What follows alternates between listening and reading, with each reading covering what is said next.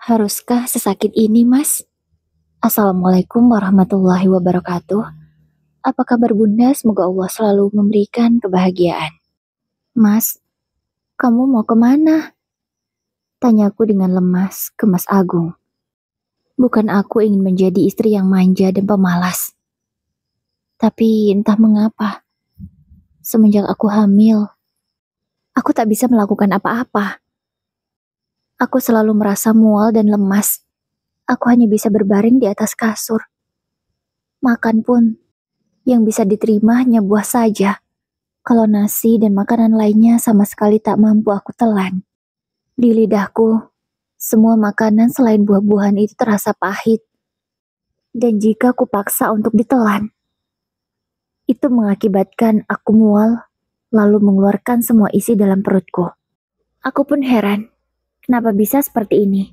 Padahal aku itu orangnya apapun suka, tapi sejak hamil, hanya buah yang aku mau. Aku sudah periksa ke dokter. Kata dokter, ini bawaan janin. Pengaruh hormon katanya. Dan hal ini memang biasa dialami oleh beberapa ibu hamil. Namun untungnya, aku masih bisa makan, walau itu hanya buah. Setidaknya, anakku dan juga aku masih mendapat asupan, walau tidak lengkap.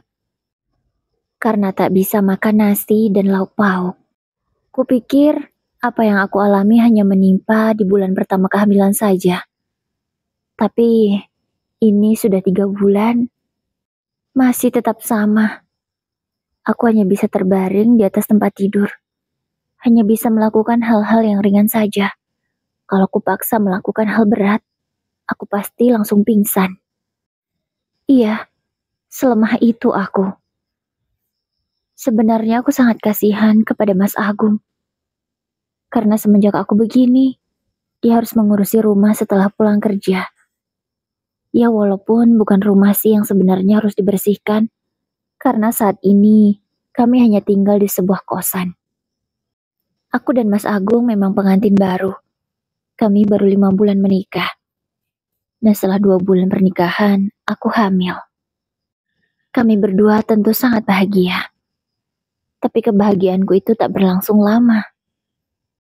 Bukan karena aku mengalami ngidam yang sangat aneh ini.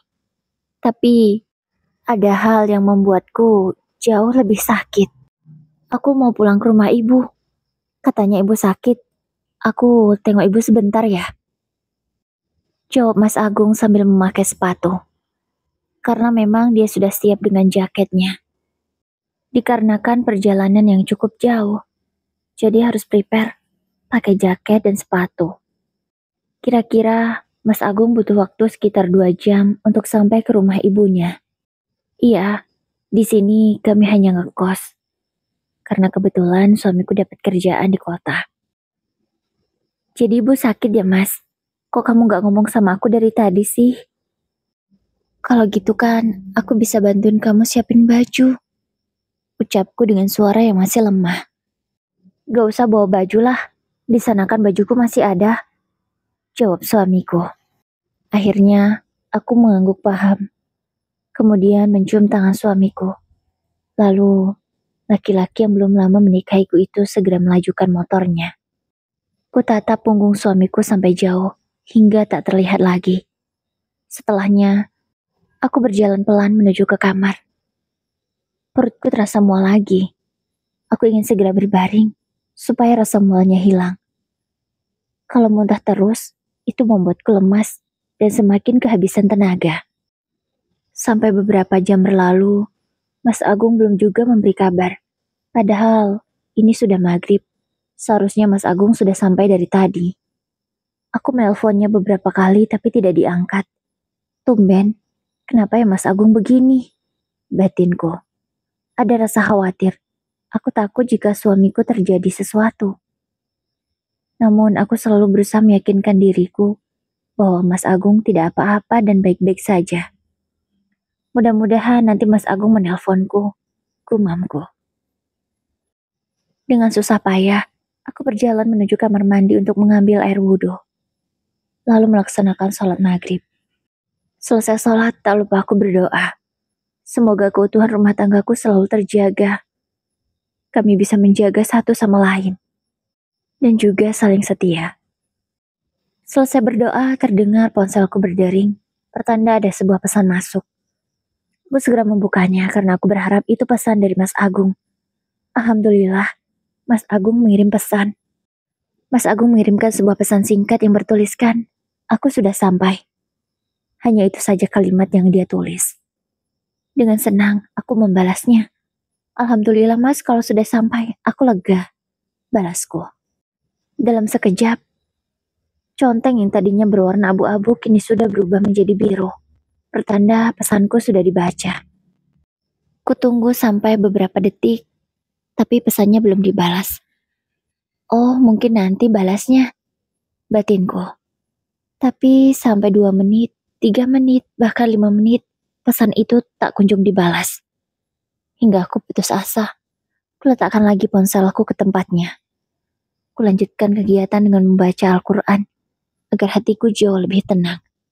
Selesai membaca Al-Quran yang kuperkirakan hampir setengah jam. Tak ada juga balasan pesan dari Mas Agung. Apa Mas Agung ketiduran ya? Kok nggak balas pesanku? Batinku bertanya-tanya. Sampai besok pagi, tidak ada juga bahasan dari Mas Agung. Aku menjadi putus asa dan kecewa. Ya Allah, aku lapar banget. Mau makan apa aku? Gumamku. Karena Mas Agung sama sekali tidak meninggalku uang. Sementara buah yang aku punya tinggal sedikit. Hanya setengah apel saja. Ya Allah, berilah hamba pertolongan. Hamba mohon, berilah kekuatan kepadaku yang lemah ini. Doaku. Hingga beberapa saat kemudian ada seseorang yang mengetuk pintu. Ibu, sapaku ke seseorang yang mengetuk pintu itu. Ternyata ibu kos. Ada apa ya Bu? Tanya aku lagi. Gak ada apa-apa Neng. Ini, kemarin ibu habis panen pisang. Dan hasilnya banyak. Ini ibu kasih ke kamu. Mudah-mudahan kamu suka ya. Katanya sambil tersenyum dan menyerahkan satu sisir pisang kepadaku.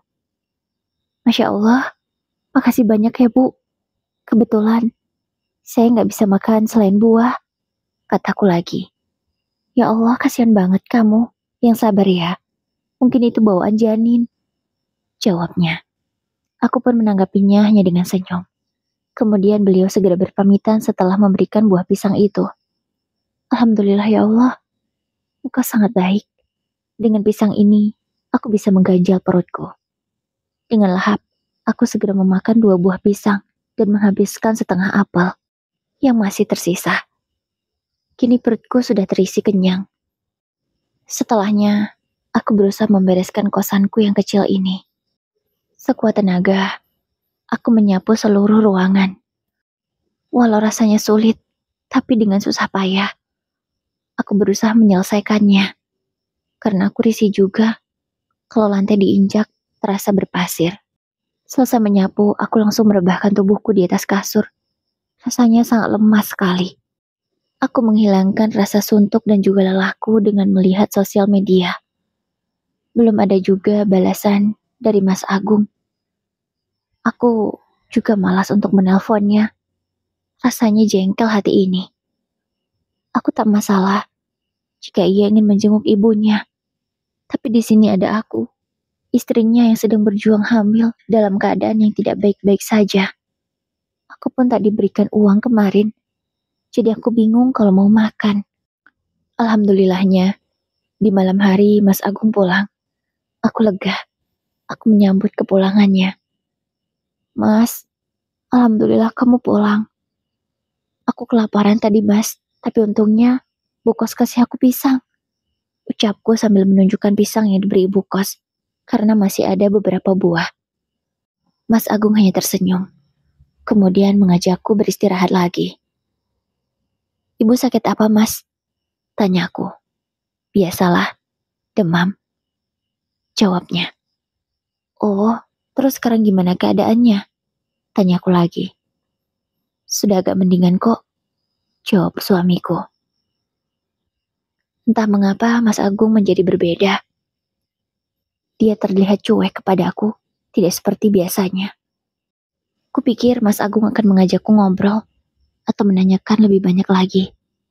Tapi ternyata suamiku itu malah langsung baring dan tidur. Kamu kenapa sih, Mas? Kok jadi aneh begini? Batinku.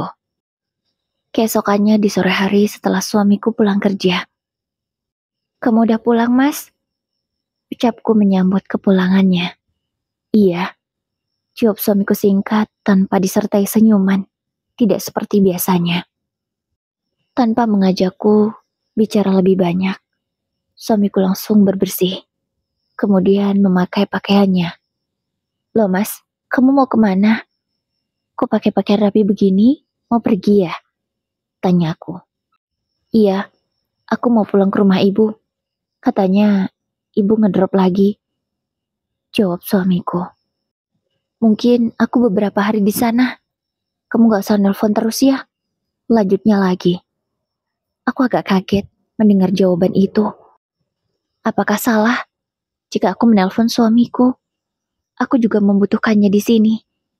Bukan aku tak ikhlas jika suamiku merawat ibunya. Tapi di sini aku jauh lebih membutuhkannya. Kalau di kampung, Mas Agung masih punya 2 orang kakak yang bisa bergantian untuk menjaganya. Sementara aku di sini tidak punya siapa-siapa. Aku jauh dari orang tuaku. Orang tuaku berada di provinsi yang berbeda dengan kami. Tapi ya sudahlah, kalau sudah urusan ibunya, aku tak bisa berkomentar. Ya udah, aku langsung berangkat ya. Pamitnya dengan buru-buru. Tanpa mengizinkanku mencium tangannya.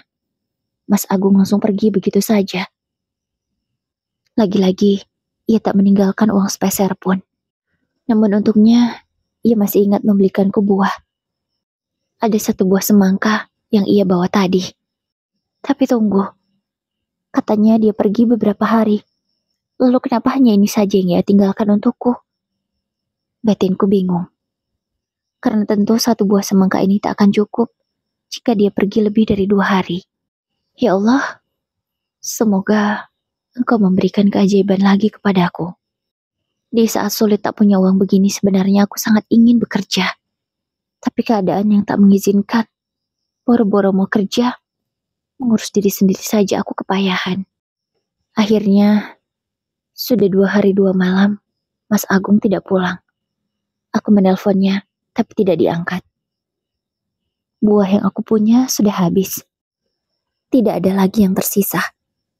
Perutku sudah lapar sedari tadi, namun tak ada apapun yang bisa kumakan selain air putih. Ku ganjal rasa laparku ini dengan banyak minum air. Semoga bisa sedikit berkurang. Maafkan ibu ya nak. Ibu tak bisa memberikan kamu makanan yang layak, kataku sambil mengelus perutku yang mulai buncit. Ketika aku masih mengelus perutku, terdengar suara ketukan pintu. Aku pikir itu Mas Agung pulang. Dengan perlahan, aku berjalan mendekati pintu dan membukanya. Mbak Dian, ada apa mbak? Tanyaku. Karena yang datang ternyata Mbak Dian, tetangga kos sebelah. Ini loh Neng, Mbak mau kasih. Kebetulan tadi suami Mbak beli buah banyak. Mbak ingat, kamu kan gak bisa makan selain buah.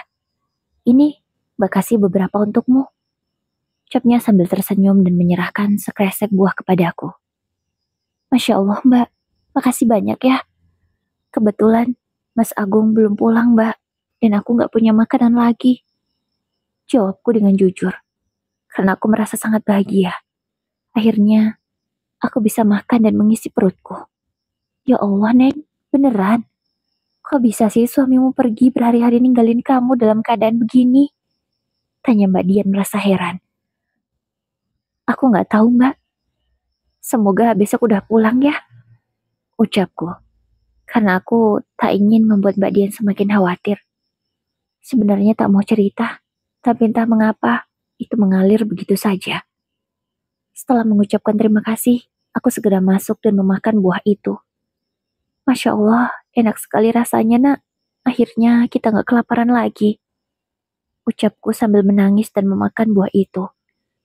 Tak lupa, tangan kiriku terus saja mengelus perut.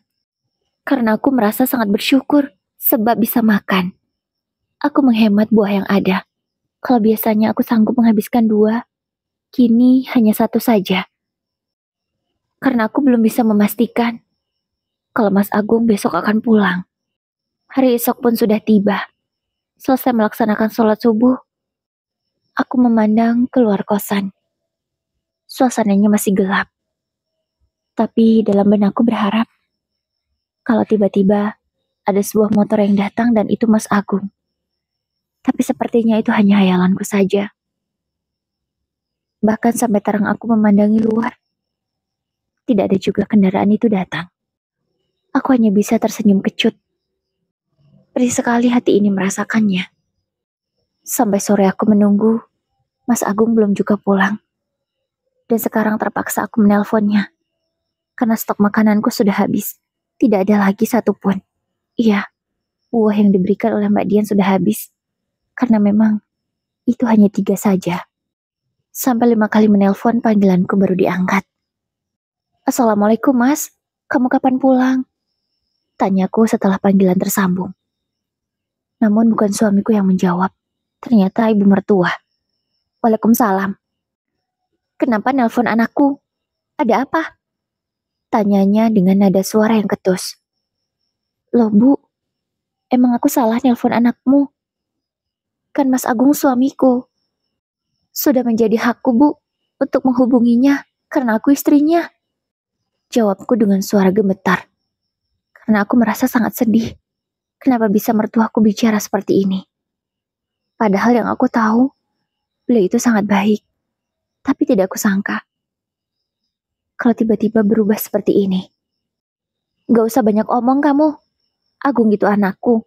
Aku yang lebih berhak terhadap dia. Dia sekarang di sini ngurusin aku.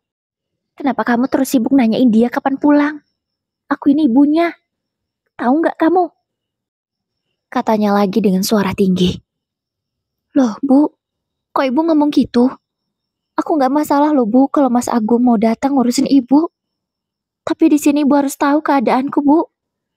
Mas Agung pergi nggak ninggalin uang sepeser pun. Aku nggak punya apa-apa untuk aku makan. Aku lagi mengandung anak dia Bu. Aku di sini nggak bisa ngapa-ngapain. Pasti Mas Agung sudah ceritakan bagaimana keadaanku Bu. Kok ibu tega sih ngomong kayak gitu? Aku berusaha menjawab, namun air mataku sudah luruh. Hatiku begitu perih. Tak bisa lagi menahan rasa sakit hati ini. Alah, gak usah manja. Kalau butuh apa-apa, urus dirimu sendiri. Gak usah ngerepotin anakku. Katanya lagi. Gak bisa gitu dong Bu. Aku ini istrinya. Dia sudah harusnya bertanggung jawab terhadapku. Makanku, semua tentangku itu tanggung jawab dia. Karena aku ini sudah dinikahinya. Apalagi sekarang aku mengandung anak dia, Bu. Aku tak mau kalah dengan mertuaku. Aku terus menjawab dan mengatakan apa yang menurutku benar. Ibu jangan lupa ya. Mas Agung sudah menikahiku. Dunia dan akhiratku itu tanggung jawab dia. Ibu jangan sampai menghalangi anak ibu untuk memberi nafkah ke istrinya. Atau malahan sengaja untuk memisahkan kami. Lanjutku lagi. Alah, gak usah sok kamu ngomongin orang tua. Aku lebih paham daripada kamu. Kalau kamu butuh apa-apa, sana pulang ke rumah orang tuamu. Gak usah ngerepotin anakku. Dia lagi ngurusin aku. Sudah, aku gak mau ngomong sama kamu lagi. Jawabnya dengan marah, lalu mematikan sambungan telepon secara sepihak. Aku hanya bisa mengelus dadaku, lalu beristighfar berkali-kali. Benar-benar sangat sakit. Aku tak menyangka kalau kalimat menyakitkan itu akan keluar dari mulut mertuaku. Apakah beliau tak ingat? Atau beliau memang ingin memisahkan kami? Tapi aku sedang mengandung cucunya. Apakah beliau setega itu? Akhirnya, kukirimi banyak pesan ke Mas Agung. Terserahlah pesan itu mau dibaca atau tidak dengannya. Aku mengirimi banyak pesan yang berisi pesan untuk mengingatkan Mas Agung bahwa aku ini istrinya dan apapun yang terjadi kepadaku adalah tanggung jawab dia. Aku juga memintanya untuk pulang dan merawatku di sini, karena aku sangat membutuhkannya. Aku pun tak segan mengatakan bahwa di sana ada kakaknya yang bisa bergantian merawat ibunya. Namun, pesan itu hanya dibaca. Tidak ada satupun yang dibalas. Akhirnya, jalan terakhir pun kupilih. Aku menelpon orang tuaku. Kuceritakan pada mereka apa yang terjadi di sini. Aku tak bisa menunggu lagi. Kasihan anakku jika aku terus begini. Sebenarnya, bukan baru-baru ini saja Mas Agung begini. Sudah sering kali. Iya, karena pekerjaannya yang hanya menjadi buruh harian. Yang tak mewajibkannya harus masuk setiap hari. Membuat Mas Agung leluasa untuk ambil libur. Sehingga bisa seenaknya saja masuk atau tidak masuk kerja. Assalamualaikum, Neng. Ada apa, Neng? Tumben malam-malam nelpon. Tanya bapak dengan lembut setelah sambungan telepon kami terhubung. Ini pak, Neng mau jujur. Kataku dengan menangis. Aku tidak bisa lagi menahan air mataku. Apalagi aku akan mengatakan hal sebesar ini. Ada apa, Neng? Kok Neng nangis? Tanya bapak dengan nada khawatir. Akhirnya aku ceritakan semuanya. Aku jujur tanpa ada yang kututupi sedikit pun. Bapak hanya bisa beristighfar. Lalu beliau mengirimkan uang kepadaku. Tunggu ya, Neng. Bapak ke konter dulu. Bapak kirimkan uang untukmu, untuk beli makan, sama tiket untuk pulang ya. Kata bapak. Iya, Pak. Tapi apa masih buka jam segini? Tanyaku karena khawatir. Sebab ini sudah malam. Takutnya tidak ada lagi konter yang masih buka. Iya. Karena di kampung orang tuaku kalau mau transfer, lebih mudah lewat konter yang menyediakan layanan transfer kemana saja. Udah, kamu tenang saja. Pokoknya Bapak pasti kirimin uang untuk kamu ya. Ya sudah, Bapak tutup dulu teleponnya. Bapak segera mematikan sambungan telepon kami. Dan beberapa lama kemudian, ada notifikasi masuk di ponselku. Ada uang masuk sebesar 1 juta rupiah. Ini pasti dari Bapak. Ya Allah, Pak. Secepat ini, Bapak mengusahakan untuk anak perempuannya. Tangisku semakin pecah. Aku tak bisa lagi membendung rasa haruku. Sejauh apapun aku pergi, orang tua adalah penolong pertamaku. Aku segera membeli buah secara online. Dan tak lama kemudian pesananku sudah datang. Aku membayarnya via transfer. Karena memang aku tak punya uang cash. Dengan lahap, aku makan buah itu. Setelah makan dan punya tenaga lagi, aku membereskan barang-barangku. Aku masukkan semua baju-bajuku ke dalam tas.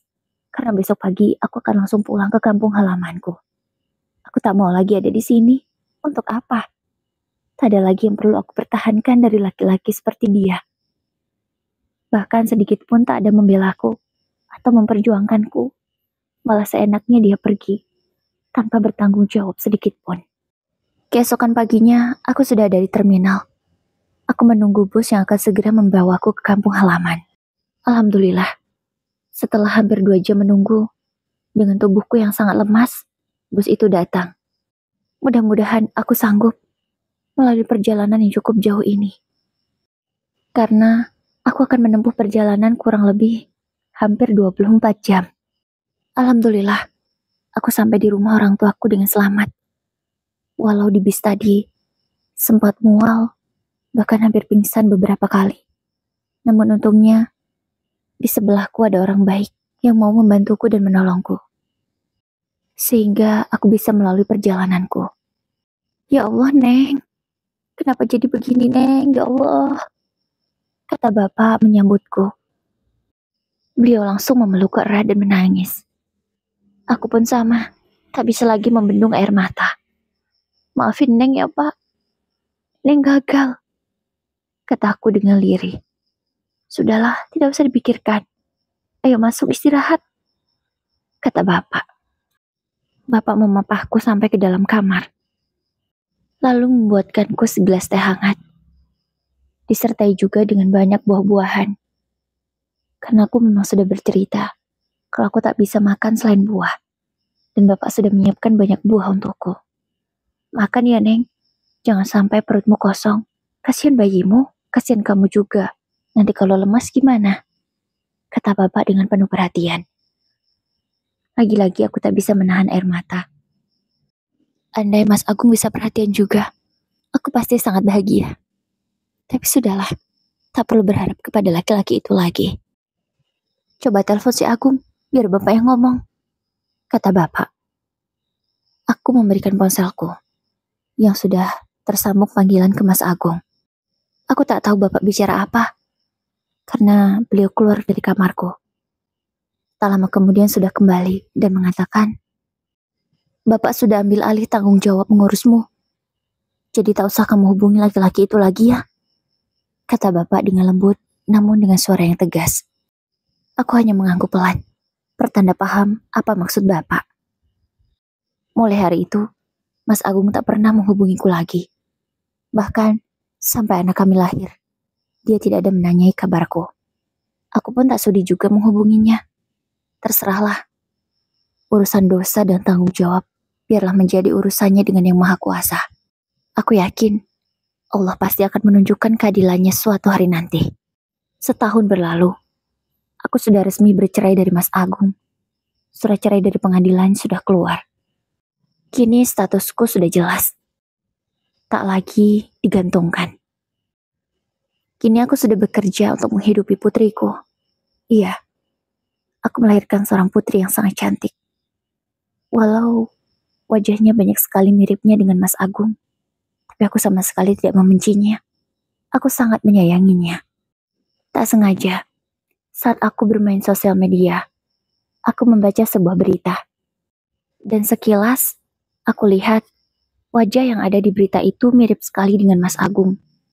Untuk memastikannya, aku membaca berita itu sampai habis. Dan ternyata benar, itu memang mantan suamiku. Aku sangat kaget, karena berita itu mengatakan bahwa Mas Agung ditangkap polisi karena merampok sebuah rumah. Iya, ternyata dia melakukan kejahatan semengerikan itu. Aku merasa semakin bersyukur setelah berpisah darinya. Untung, bapakku mengambil langkah yang tepat, sehingga aku tak terus menderita hidup bersamanya. Aku semakin bingung, bagaimana cara memberitahu putriku nanti, kalau dia bertanya soal bapaknya. Apa yang harus aku katakan dan jelaskan? Kalau menurut bunda-bunda, gimana ya? Tulis pendapat kalian di kolom komentar ya bunda. Terima kasih.